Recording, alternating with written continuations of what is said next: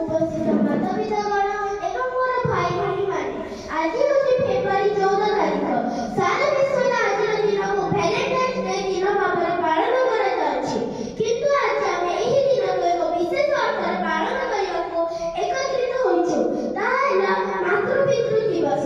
ପିତାମାତା ପରି ଆଉ କିଏ ଅଛି ସଂସାରରେ? ଧନ୍ୟ ସେ ଯିଏ ପ୍ରାଣ ତାଙ୍କରି ସେବାରେ।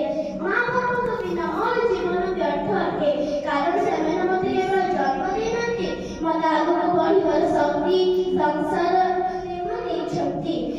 ମା ଆମକୁ 9 ମାସ ଧରି ଗର୍ଭରେ ରଖିଛନ୍ତି, ଯନ୍ତ୍ରଣା ସହି ଆମକୁ ଜନ୍ମ ଦେଇଛନ୍ତି, ଆମର ସବୁ କାମ କରିଛନ୍ତି, ଆଉ ବାପା ନିଜର ସବୁ ସ୍ୱପ୍ନ ଛାଡ଼ି ଆମକୁ ପଢ଼େଇଛନ୍ତି, ନିଜର ସୁଖ ଛାଡ଼ି ଆମକୁ ପଢ଼େଇଛନ୍ତି, ଆମର ସଫଳତାରେ ନିଜର ସଫଳତା ଦେଖିଛନ୍ତି।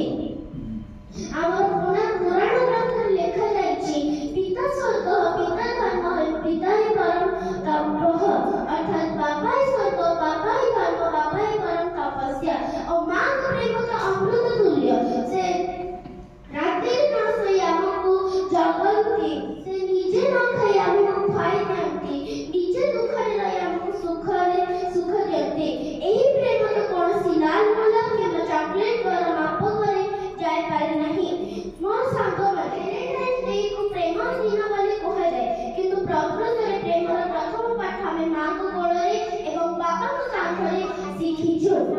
ଆସନ୍ତୁ ପ୍ରତିଜ୍ଞା କରିବା ଯେ ଆମେ ଆମ ମା ବାପାଙ୍କୁ ସବୁବେଳେ ସମାଦର ଦେବା, ତାଙ୍କର ସ୍ୱାସ୍ଥ୍ୟ ଓ ଖୁସିକୁ ପ୍ରଥମ ସ୍ଥାନ ଦେବା, କାରଣ ସେମାନଙ୍କ ଆଶୀର୍ବାଦ ବିନା ମୋର ଜୀବନ ବ୍ୟର୍ଥ ଅଟେ। ପୁରାଣ ଯୁଗର ଶ୍ରବଣ ପିତାମାତାଙ୍କ ପ୍ରତି ଭକ୍ତି, ଧର୍ମପଦଙ୍କ ବଳିଦାନ ଓ ଆଧୁନିକ ଯୁଗର କୈଳାସଗିରିଙ୍କ ମାତୃଭକ୍ତି। ଆସନ୍ତୁ ଆମେ ଏହି ସବୁକୁ ମନେ ରଖିବା। ଶେଷ